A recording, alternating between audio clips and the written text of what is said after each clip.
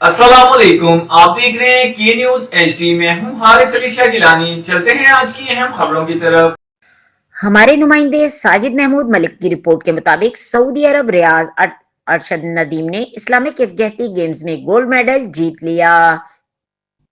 Saudi अरब के दारुल हुकूमत रियाज में जारी इस्लामिक यकजहती गेम्स में पाकिस्तानी जेवलन थ्रो स्टार और अरशद नदीम ने गोल्ड मेडल जीत लिया। Olympic gold medalist Arshad Nadeem ने एक और गोल्ड मेडल अपने नाम कर लिया।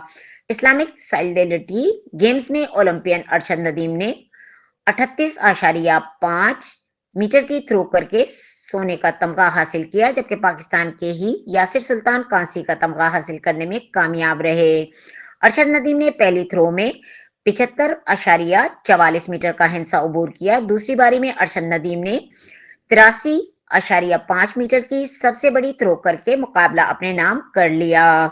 तीसरी बारी में ओलंपियन ने 82.84 की थ्रो की। चौथी बारी में अरशद नदीम लंबी थ्रो करने में नाकाम रहे, जबकि पांचवी बारी में फाउल की वजह से थ्रो को काउंट नहीं किया गया।